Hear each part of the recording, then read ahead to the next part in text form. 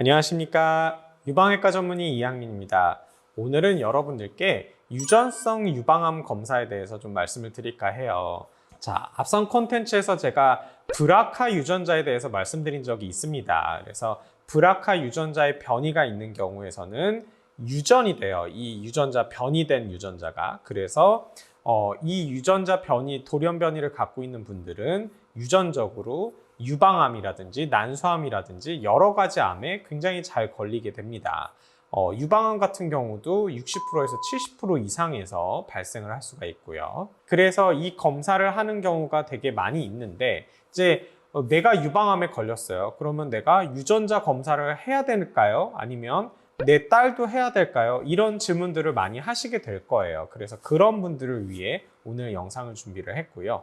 브라카 유전자의 변형이 돌연 변이가 있는 경우에서 그러면 이게 있을지 의심이 되는 경우에서는 이 유전자 검사가 가능하고 비용도 급여가 돼서 나라에서 이제 많이 지원을 하게 됩니다. 그러면 그게 어떤 기준이 있을지를 생각을 해보면 되는데 친족 중에 이게 삼촌 관계 정도라고 생각하시면 돼요. 그래서 만약에 내가 유방암에 걸렸으면 내 엄마, 외할머니, 그리고 그 밑에 이모, 그 정도까지의 이전 가까운 친지나 가족들 사이에 유방암이나 난소암 환자가 한 명 이상, 즉 직계가족 내에 유방암이나 난소암 그런 작은 범위 안에서 유방암이나 난소암 환자가 2명 이상 있는 경우에서는 급여 기준이 됩니다. 그러면 브라카 유전자의 돌연 변이를 한번 생각을 좀 해보셔야 돼요. 그리고 남성 유방암이 있다든지 아니면 전립선암이나 췌장암 환자들이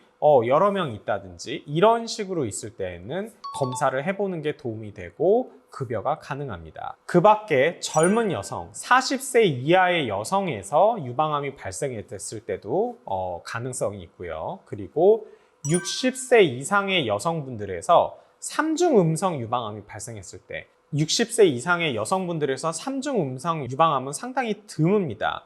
그런 분들에서 3중 음성이다? 그러면 브라카 유전자의 돌연 변이 때문에 생긴 유방암일 가능성이 꽤 있어요. 그렇기 때문에 그런 경우에서도 적용이 되고요. 양측성 유방암이라든지 아니면은 유방암 난소암이 같이 또는 시간차를 두고 발생을 했다든지 그리고 내가 남자인데 유방암에 걸렸을 경우 이런 경우에서는 브라카 유전자의 돌연 변이가 있을 수 있고 그래서 그 검사를 해보는 게 도움이 되고 그 검사는 다 급여가 됩니다.